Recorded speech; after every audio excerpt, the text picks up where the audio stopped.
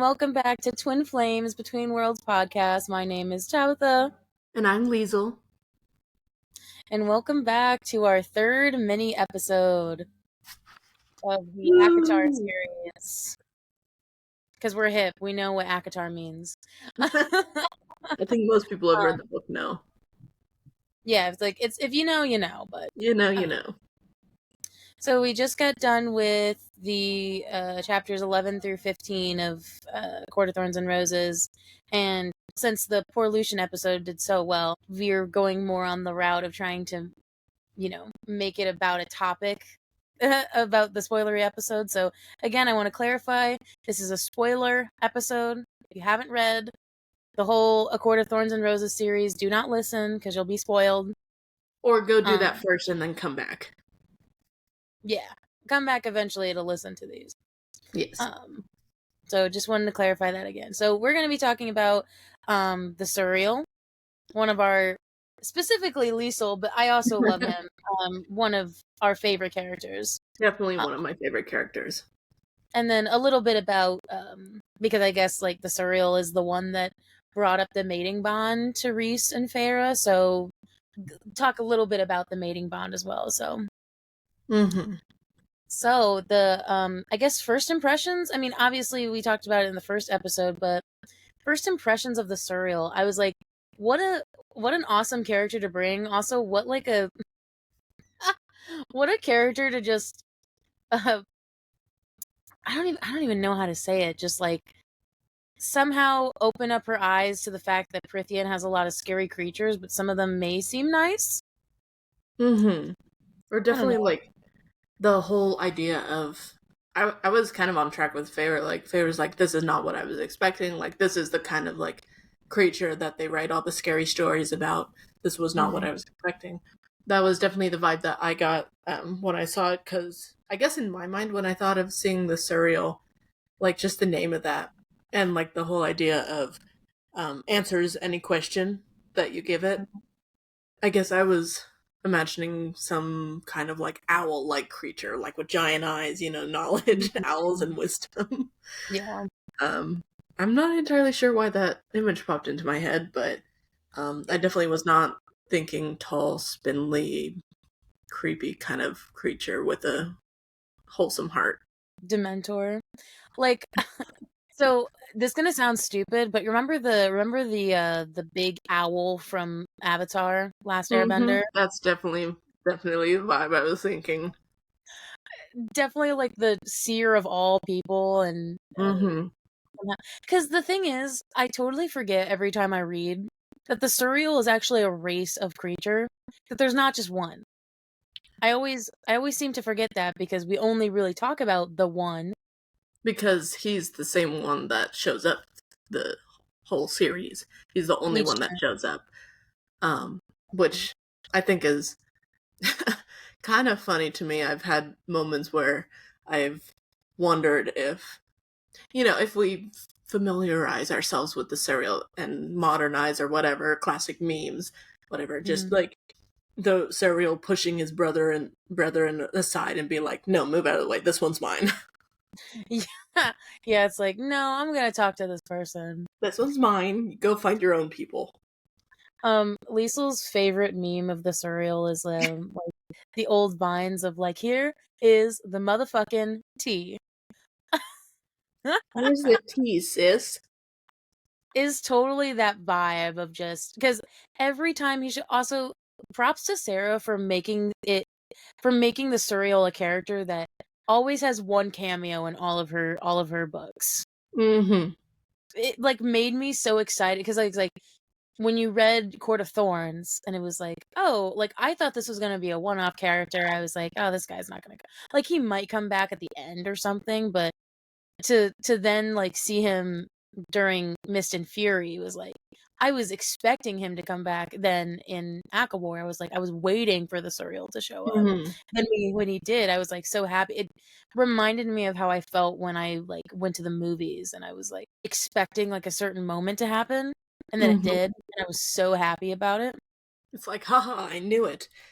It definitely, I mean, I think I was predicting the Suriel to come back in some way or another. I wasn't entirely sure in the first book, but I, thinking back on it in hindsight, Feyre kept referencing the whole quote of stay with the High Lord, and that quote of stay with the High Lord continued throughout the three books in Feyre's point of view. And I didn't really realize how actually important, even with only 3 appearances, how important the Suriel was. Oh yeah. And I get that the Suriel knows all things, but that doesn't mean that he can't be cryptic. Yeah, because I think, well, and it also gives one of my favorite quotes, because I think what Sarah is just a freaking genius at, and I feel like I'm bolstering her ego every time I have one of these episodes. To have the foresight to make the stay with the High Lord thing not about Tamlin, because the whole first book is that's what that's gung-ho what she's living off of. Stay with the High Lord, see everything righted, and she's thinking that's Tamlin.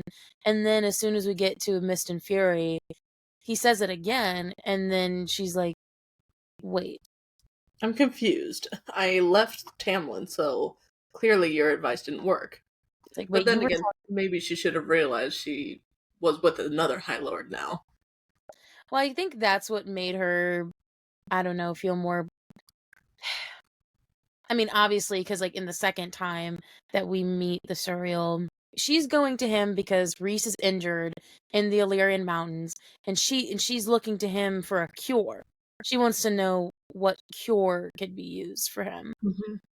and like the Suriel tells her the cure, oh, your blood will heal him, and use this flower or whatever. But I mean, your mate will be fine. It's like, wait, what? Again, the wait. It seems you did not know that. Interesting. Yeah, that's why we chose that title for that part of the book, because it's the wait, you didn't know that? The First, kind you of didn't know that Tamlin was a High Lord.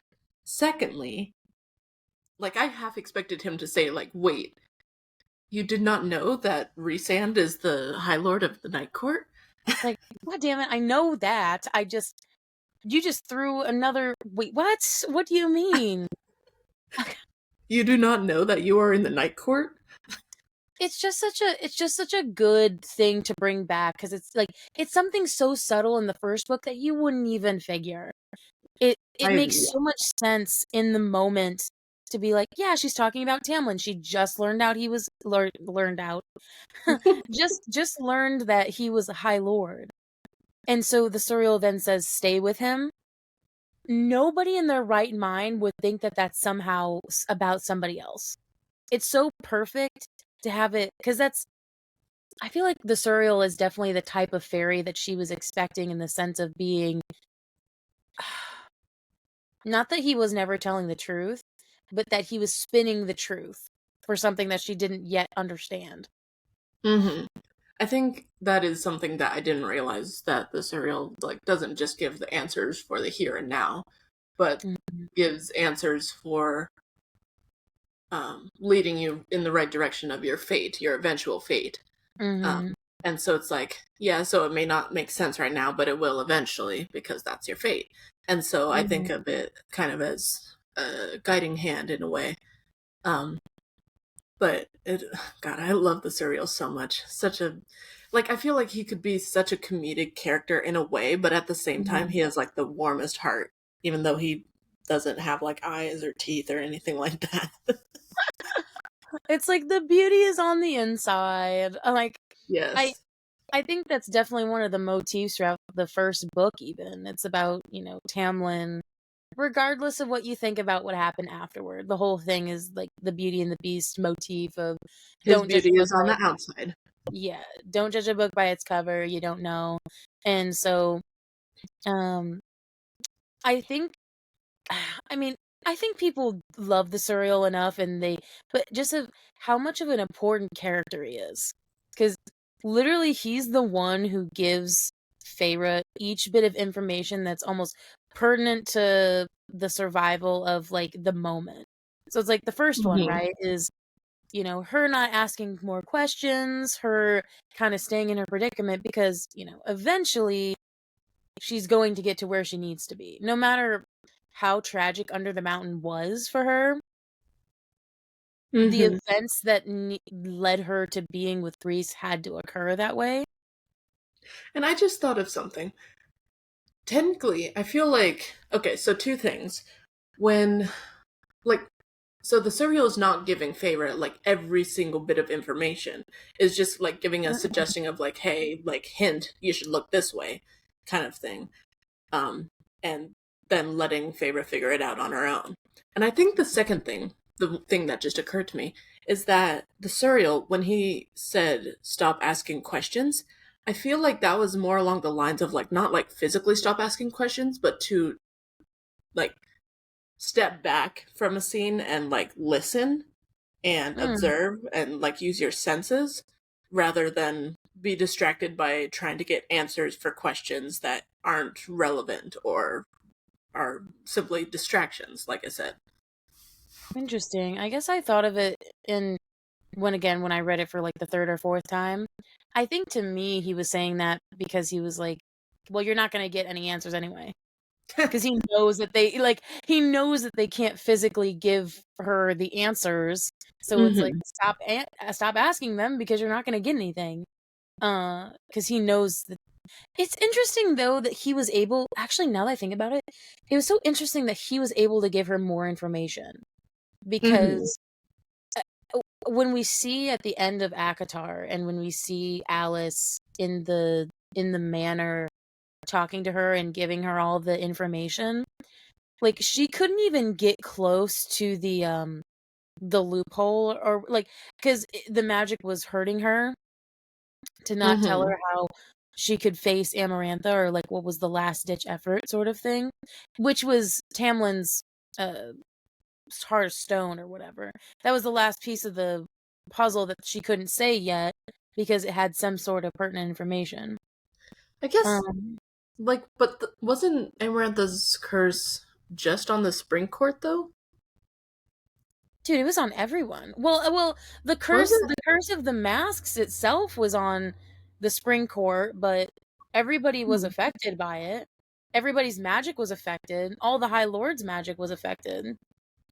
I suppose so, but I guess it just occurred to me, though. For some reason, I don't remember anyone else not being able to talk about it. I think they, like, chose to not No, talk about it because of the fear. no, everyone was under that because Reese couldn't talk about it either. Mm-hmm. Remember? Because um when they were in the jail cell, there was something that Reese couldn't tell her, and they physically couldn't. They were all bonded to Amarantha's magic. No one could say anything. I guess I hadn't noticed that.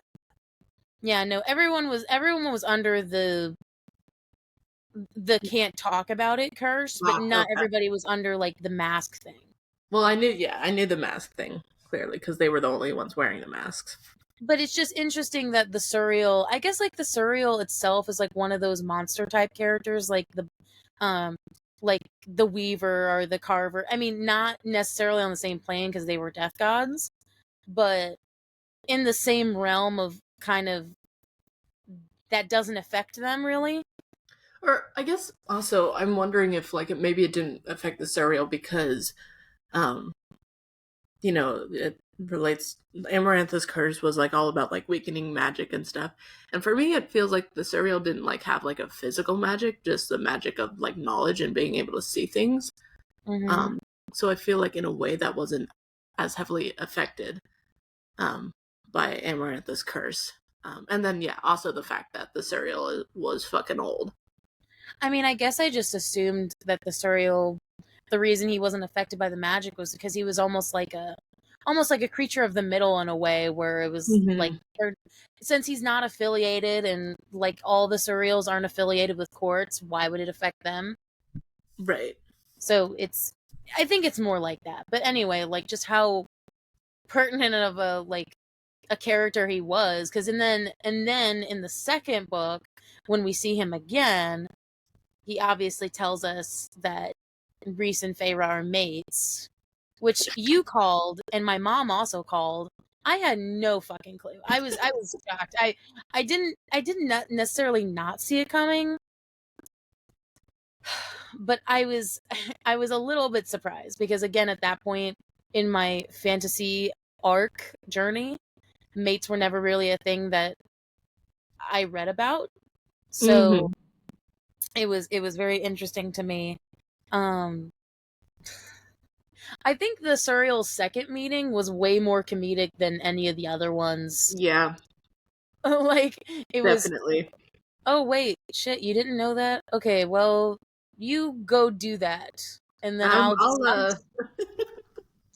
I'm just going to head out of here. oh shit, I shouldn't have said that. It's like when you're in the middle of like two like a lover's quarrel and you're like, I'm just going to God. I didn't know one of y'all didn't know that. So I'm just going to head out. For some reason, the meme of that scene in Hogwarts of Hagrid just being like, "I should not have said that. I should not have said that."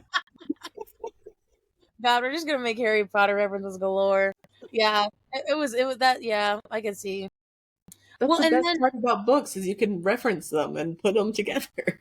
it's true.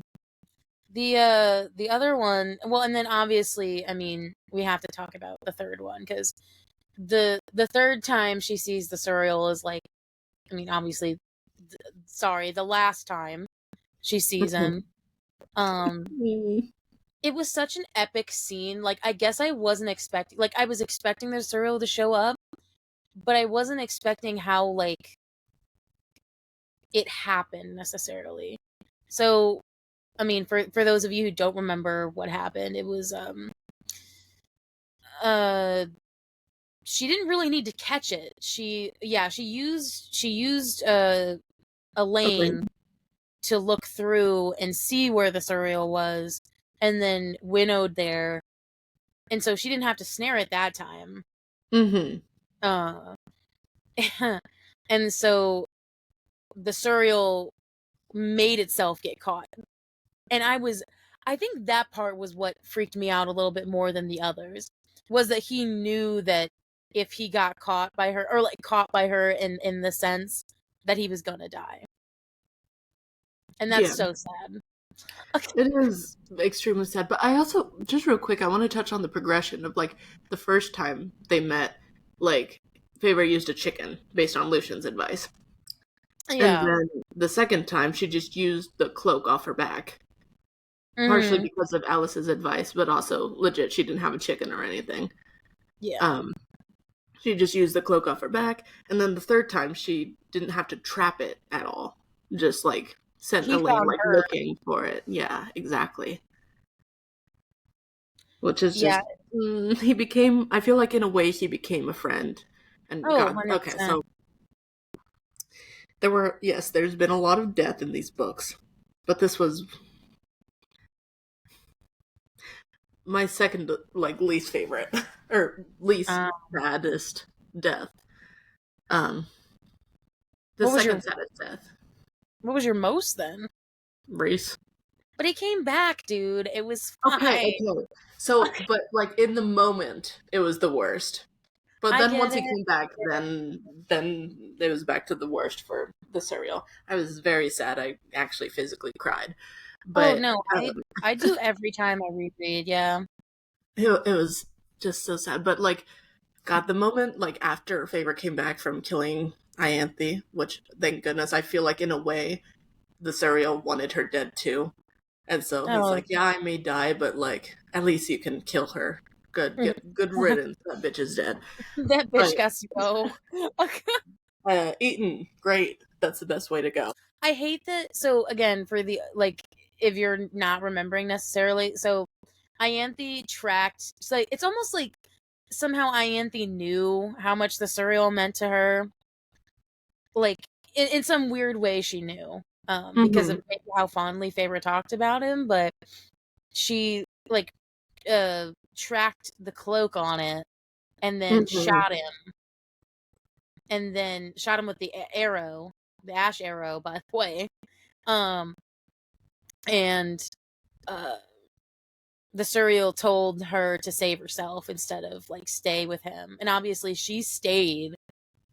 And then of course trapped Ianthe and those two other Highburn people with the Weaver, which I don't think I've had a more satisfying death since I watched like the 5th season of Game of Thrones. Yeah, I definitely was thinking like, wait, she's dead? Is she really dead? Thank God. Yippee!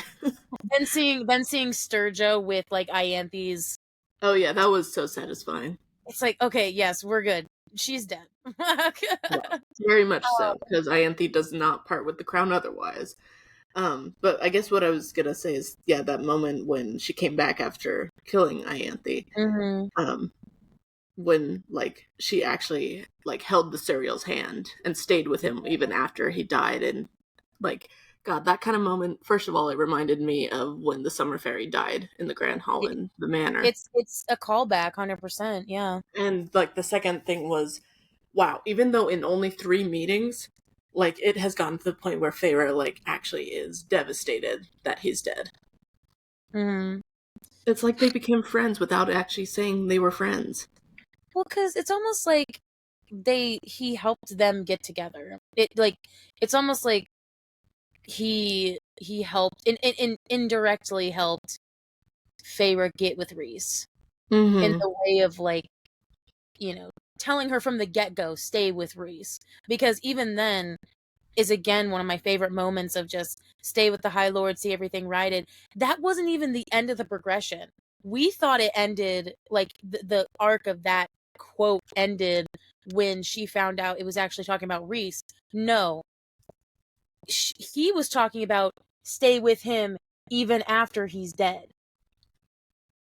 Like like how you were talking about at the end of ACOTAR when Rhys died. He said stay with him and see everything right. Like he was warning her, and obviously she didn't get it until like she didn't get it until like she was in that moment, but she was like, no, I gotta stay with him, and then you know everything worked out. And the Suriel's fucking impact like meant that even though in the moment when Rhys died, Feyre was grieving and screaming and crying, and even then the Suriel's words pierced through all of that. Mm-hmm. And it's like, damn, that's insane. Well, we can't forget his two, like, I mean, obviously that scene, and I can't wait till we get to that in like our main talk. Mm-hmm. That scene itself had 3 major things. We found out like the stay with the High Lord thing again, and then he indirectly told Amryn, which like he helped them. He helped them Mm-hmm. win the war because he said the second to the last pentultimate page or whatever is what you need to win. Mm-hmm.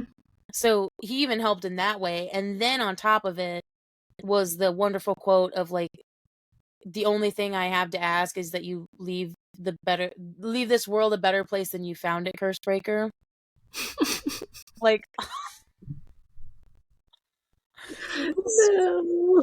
RIP 100%. Like it makes me cry every time I listen to it. I'm about to cry now just talking about his death. Because okay, this is going to sound like super really corny and cheesy, but we're just going there already. We're already that. It's the whole like real life scenario of how even one interaction can change a person and like Mm-hmm. uh, change perspective, because the Suriel was made out to be one of those I'm gonna look out for myself kind of creatures because they are alone. But the fact when she found out that the Suriel was also a dreamer, somebody who also found or had the same hope that her and Rhys did for a better world, it was like the camaraderie in that and the just the overall feeling just makes me think it's like that's why I'm the way I am in terms of when I talk to people, because you never know how a conversation's going to impact somebody.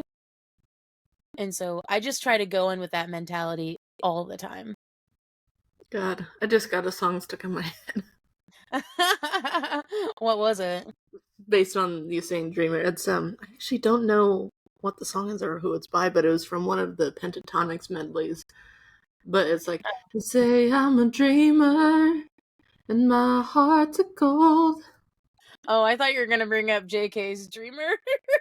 Had Stream to run away, after hide, the World Cup. so I wouldn't come home low.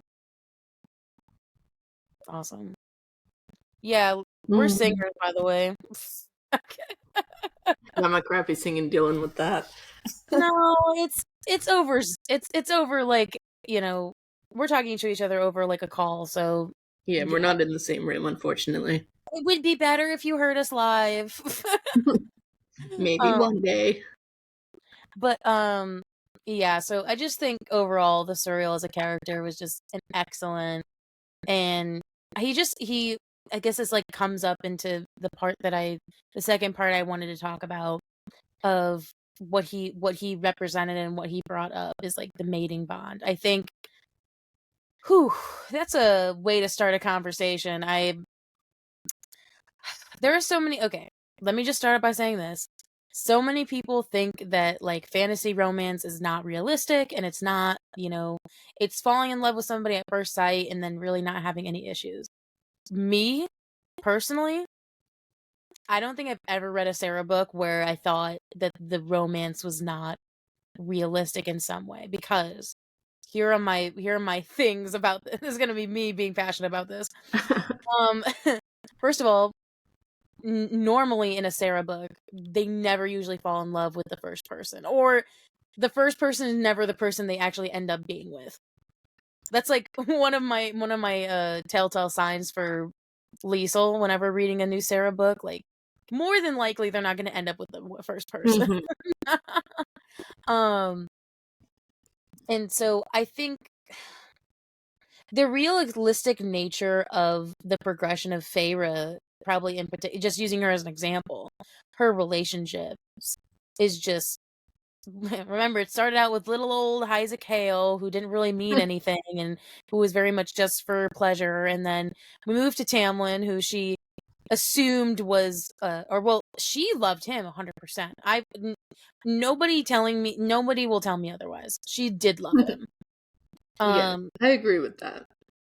but I think the way their relationship changed, and we can like talk about this more when we talk about like maybe individual relationships if y'all want, but I think the way that their relationship just progressed, and I think sometimes even in a natural progression, if we're mirroring that to a real life scenario, people change, or you realize stuff about people. Like, they were in such a bubble during the first book that all the outside elements getting into the second book changed Feyre's perspective, and or again, she died and became somebody different, and it's almost like the Vampire Diaries thing of, once she got changed, she was not going to be the same. It's impossible, honestly, to be the same. Like, you can try and go back to your original life once, like, a life-changing event happens. Like, regardless of in the book or whatever, even in real life, a life-changing experience happens. You're not going to be the same regardless. Any Mm-hmm. event happens, you're not going to be the same. And it just depends on how much that event affects you. Um, Mm-hmm. and so it's like, yeah, Tamlin and Feyre may have loved each other, but then once she died, like, as Feyre brings up a couple times to Lucian, is like, yeah, the girl you knew before died under the mountain. And it's like, yeah, she really did. She may still have a human heart, as Reese said, but like, now she is just different. Like, she can see things differently, and more than just actually being able to not be glamored. Um, Mm-hmm. Huh. and God, what's the word I'm looking for? Yeah, and I think also not just Feyre changing because she died, but Tamlin changed because Oh. he had to see Feyre die, and that, I think he genuinely, I agree, he did love her, and Mm-hmm. so I guess it's the sympathizing with him. It's the act of like, the thing of like being having to watch as your lover is killed after your lover was trying to save you, did everything to try and save you, and then was killed and still managed to free you. Um, That's like, yeah, fucked up. that's gonna change someone. That is gonna affect you real hard. That's like PTSD shit. And so, Mm-hmm. like, I get why he started doing that, but he also didn't try and change himself after. Exactly what I was going to say. It's not the problem of like, because all relationships are going to go through some sort of turmoil and a change when something's going on. I mean, obviously, again, we're talking in relative terms. Like none of these situations would happen in real life, but the metaphor of something happening to change like some sort of relationship, it's because the reason the relationship didn't work out because there was no open communication with him. He didn't talk, um Mm-hmm. didn't like air his feelings out, and he never it was always her changing her habits, or it was always her changing something about her day to day And versus there him. wasn't, yeah, He wasn't ever like going to change what he was doing, no compromise whatsoever. which is why I think the mating bond with Reese was such a good, I'm glad that Reese didn't talk about the mating bond right away, because then again, I said this before, they would have Mm-hmm. been in an Elaine situation if that was the case. If Because she didn't know what the mating bond was. All she heard about the mating bond was that, and that all we heard was that Reese's and Tamlin's parents were both each other, like they were both mates. And And the neither thing of them worked was, out. yeah, none of them were good. Uh And I think that's so interesting because and maybe this is Sarah, trying to be more realistic again. I like that sometimes people will stay with, like, I feel like that's such a real life thing where you just look at a couple. Haven't you ever had that where you look at a couple and you're like, why are you together? Yes, I've had that. I've had that happen so many times where I'm like, okay, obviously I'm not a judging person, but in But at the terms, same time, like, you're just looking at it realistically. Like, how is this working? or more so like, none of you seem happy. Neither of you seem in a good place. Why are you together? So the mating bond is described as, and how Reese has described it and how they've described it, is purely it used to be, or I guess how it was created. We don't really know much about, like, obviously it says like the mother created it, but at the same time it's like a fate thing where Yeah. it was made for people who had the same power dynamic, who were on the same level equality in terms of power. That it was like best for breeding or something. It's like they were equal in all aspects or whatever. But I like how the mating bond isn't, how Sarah sets it up is the mating bond is not necessarily a love-based thing. Good. She sets it up as purely, it's purely kind of a gross, oh, you guys are going to make the best powerful babies. You guys are going to be fated to be together. Which is why Feyre and Reese and Nesta and Cassian, and then Elaine and Lucian at some point maybe, are so far the mates we've seen in terms of Reese and Feyre and Cassian and Nesta. There's love in it. There's actual Mm-hmm. genuine love in it. And that's what makes the mating bond so special. Mm-hmm. It's not the fact that they were fated to be with each other, because it's like, yeah, Reese's parents were fated to be with each other too, and then I think for like 200, I think it was something like that, they didn't see each other for like 200 years or something. There was at some point where they didn't like see each other for 200 years, and it's like, could you imagine Feyre and Reese not seeing each other for No. 200 years? Honestly, Reese would die. He could barely stand 3 days of her away. So it's nice to see that it's not necessary, because I feel like in every other fantasy I've read, when it's had somebody who's like mated or like uh meant to be in that way, it's always been something that is for everybody the same way. Mm-hmm. And it's not. I like how it's fluid. I like how it happens differently for people. Literally for Reese, it happened not before she turned. It happened right after she turned into a fae. It's almost like the magic like was trying to tell him something, and obviously she didn't know because she didn't like couldn't tell. Mm-hmm. He knew she was special before, like with all like the dream things and getting to know Mhm. her. But I think honestly that might have just been like, oh, he actually likes this person. She's something good about it. You know, developing like a little crush if we're saying it in those terms.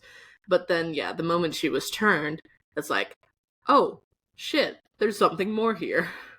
And it also didn't happen them at love at first sight either. Oh, definitely It not. was it was literally just, I mean, obviously there was definitely, oh my god, this is the most beautiful woman slash man for both of them. They both thought the same thing about each other. But then Feyre hated him under the mountain. So it was a really good, interesting progression, and then legit, I still cannot get over this. Nesta and Cassian's mating bond was purely covered up by Nesta's pure iron will. She covered up that mating bond so fucking, like, well, that neither of them noticed. Mm-mm. They were too busy fucking. Well, okay. Well, in Silver Flame, I mean, Cassian sort of had a inkling that they were mated. But the thing is, obviously, blah, blah, blah. We can talk about that later. But Nesta being Nesta and just, not opening up herself. I like how even the mating bond was not strong enough for Nesta Mm-hmm. in terms to pop through. Because Cassian would have knew right then and there that they were meant for each other, and maybe some of the fighting wouldn't have happened. I feel like, first of all, I think it still would have happened. And Well, yeah. secondly, why did the thought of like modern day Nesta like putting on her resume, I can overpower the mating bond? I mean, I've had some weird things on my resume. Well, especially on my resume. So I can see that 100%. Anyway, continue. No, it's good. Um, I think I like how imperfect it is, Mm-hmm. because if it was perfect, that would make it not realistic, and that's why I mean, I would still like the romance, but I wouldn't like it as much. Because Mm-hmm. even Reese and Feyre and like all the couples aren't necessarily perfect people. No, they all have their arguments. Yeah, they all have matter perspective, but the fact is they see each other equally. That's Mm-hmm. Sarah's big hitting home motif throughout all of her mating bond stories, is even though we fight, we still put each other in like an equal stance. Mm-hmm. And it's like, I guess especially with Reese, like he never once thought of her as any less being a woman, or like thought of her as cowering, or okay, babe, you sit down while the men go do this. Like Mm-hmm. he was never like that. He's like, get in the ring with us and fight. And like Yeah. Like, I um feel like that's the thing that Sarah keeps bringing back of like the couples, the mates that actually work are the ones who, like, not just like know that, however, like by the mother, that they're meant to be together, that they're equal, but they actually treat each other as equals. and they respect women. Rip. I'm just thinking of Baron's dumbass. Even though they're not mates. Okay. This is kind of off topic, but I think that Healy and like the Autumn Lady were mates. I feel like they And were. I think that they rejected it because Sarah keeps bringing up how like there was that there you can reject the mating bond, but like there's always a pull with somebody. I think either the Autumn Lady cut and rejected him, because it's usually the woman that has to do it. Which I Which, feel like is, yeah, is kind of weird. It's like we were gonna say the same thing. Why can't sure. like the male like reject it? If like the female wants it, why can't the male reject it? It's like almost like the whole thing of like, oh, it's the female that's choosy, picky choosy. The female can choose who she wants to mate with. I mean, Reese described this, which, okay, maybe this is just us personally, but well, I say us as in congruency. I know we've talked about this before. There's Mm-hmm. a level of overprotectiveness that can come with the mating bond in terms of I mean that's literally what happened after they mated, and uh Reese was like full of like, you know, I'm like, oh, I'm gonna kill somebody, and then they Dang, went up to the Cassian. married camp, and Cassian says, "Oh, but she doesn't really look tired. Why don't I give it a ride?" And then he just like beat the fuck out of him, and Why don't you give me a ride? it's like, no, don't say.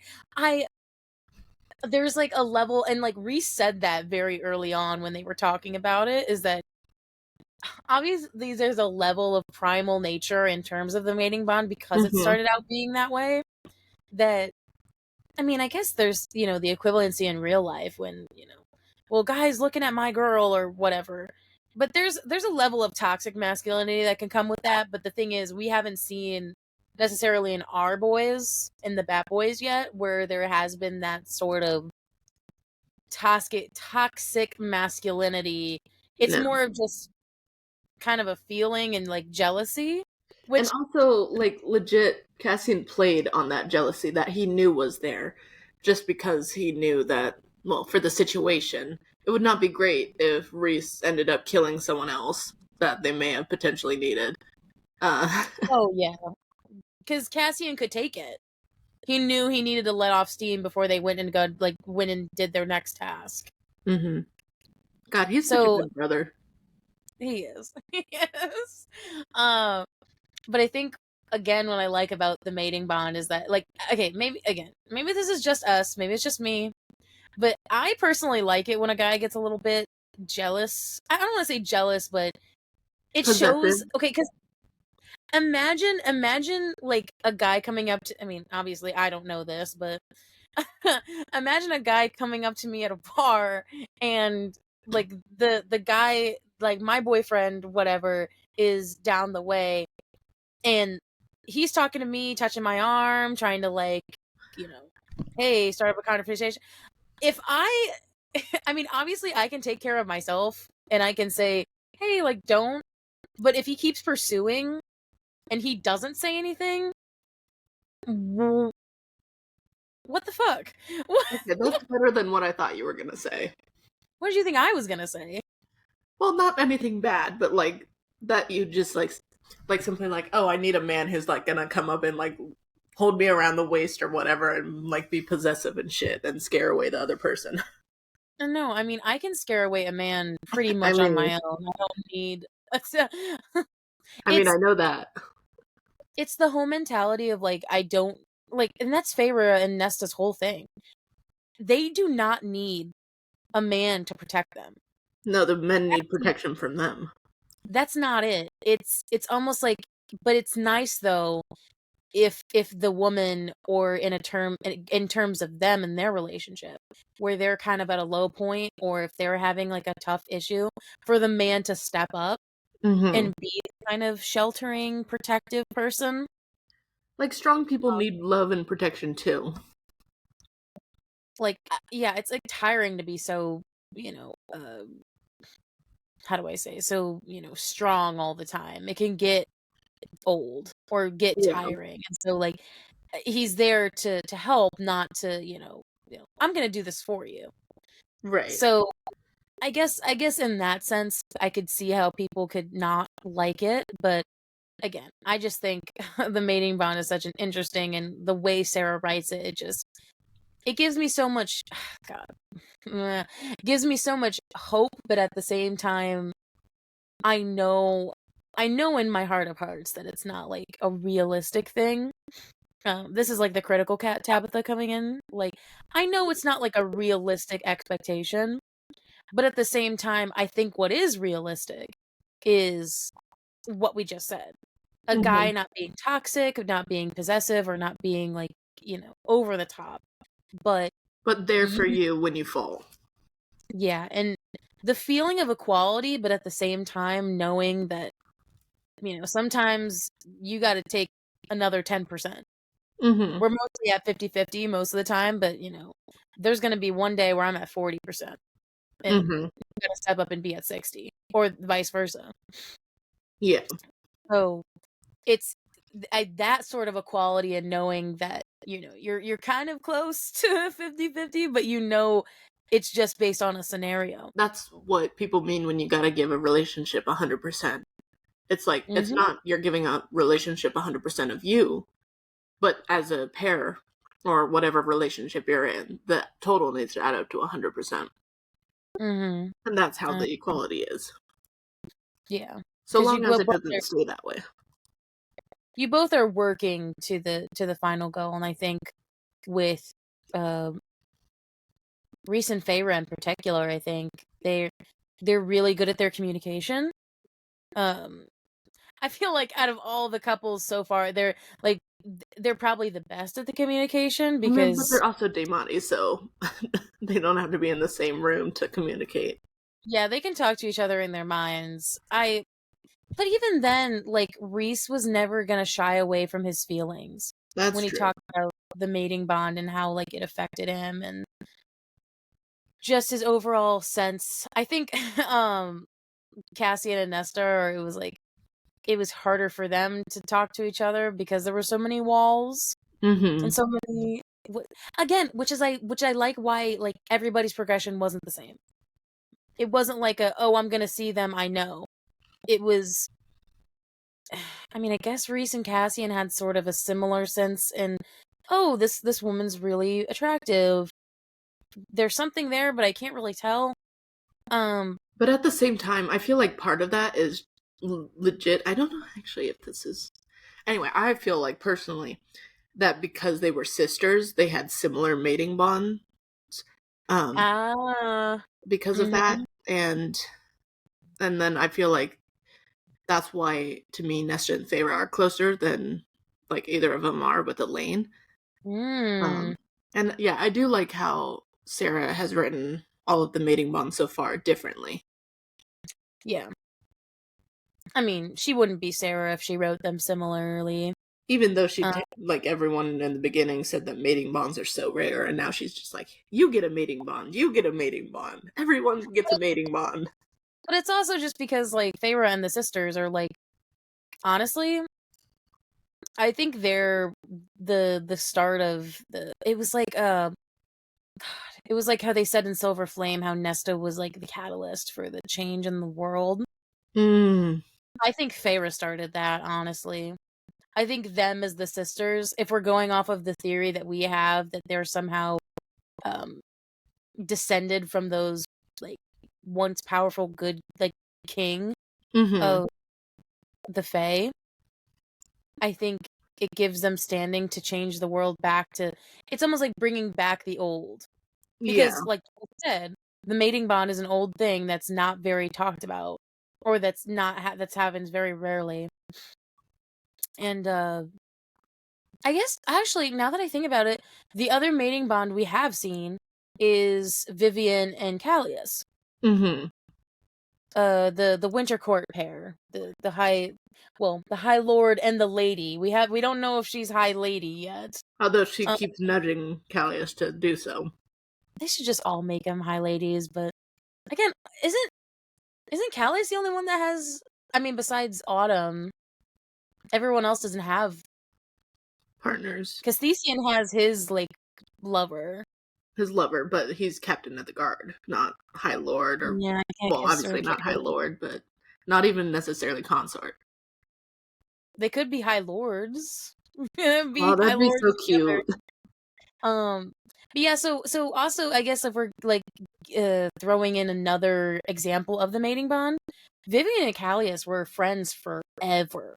Mm-hmm. Like, their story was they were friends forever, and then until Amarantha reigned, did she really realize how much she missed him as a like, and how much she loved him. Mm-hmm. And then they And then, finally got freed, and then they did the woohoo, and then it finally snapped. did it snap into place after or before they had sex? I thought it was before. Was it Was it after? before? I thought it was during. No, it was during. Oh yeah, yeah, yeah. Okay, sorry. Because another interesting thing to point out, which what makes Feyre and Nesta's mating bond seem so different, is that resaid the mating bond falls into place when you have sex with someone for the first time. Mm-hmm. And the thing is, theirs fell into place before. Mm-hmm. And that was the case Well, for technically Reese's parents too. Is like they just saw each other and it that's snapped into true. place. That's true. Again, it happens so differently each time. I like how it's not just, oh, our eyes meet, the mating bond falls into place. It's like each person has their own special mating bond story. Mm-hmm. Because then I guess, like, if I'm, like, remembering correctly, Nesta and Cassian's mating bond slipped into place not the first time they had sex, it was the first time they were making love. And it was That's true. after Nesta accepted his gift, and it was after the Court of Nightmares thing where they opened up to each other finally Mm-hmm. about how much she's been in love with him, and da da da. Mm-hmm. So anyway, I think it's just amazing to see the differing of bonds. Mm-hmm. It's so cute because it's really like similar to real life in the sense of no one relationship is the same as another. Right. So again, people might have again, most of the people that are listening to us like the romance in it. But I just wanted to, since we were talking about the Suriel, I just wanted to highlight the mating bond itself and how it was such an interesting concept to me, and how it was a lot different than anything else I've seen from a book series before. Mm-hmm. So I hope you guys liked this. Hope you guys liked this episode of our talking about the Suriel and the mating bond. So if you want us to talk about like the specific, because again, we could go like on and on about their specific relationships. So if you want us to talk, like, put down in the comments, or message us or something and say which couple you would like us to talk about, because otherwise we'll just keep picking Yes. out stuff that's happened in the parts and just keep making stuff off that. I think that works well. Mm-hmm. So I we'll got see you nothing more to guys. add. Oh, I'm super fucking excited for next week because we're talking about Cal and my next week. So I'm excited because we're talking about chapters 16 to end of 21 of There you ACOTAR. are. I've been looking for you.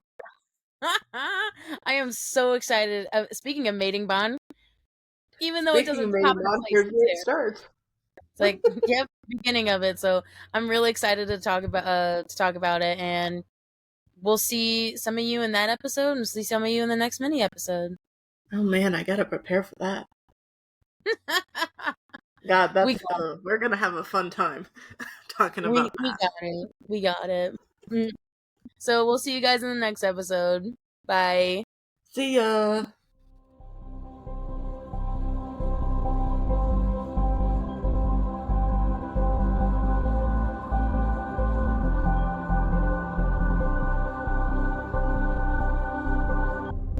Look outside of your dreams, 'cause you might miss the moment he's reaching out his hand. And you look beat, 'cause you might overlook that she's asking you to dance. You gotta give all you got, gotta give all you got for love. 'Cause you're here, didn't you give all you got? Gotta give all you got for love. 'Cause you're here for a moment, you give all you got.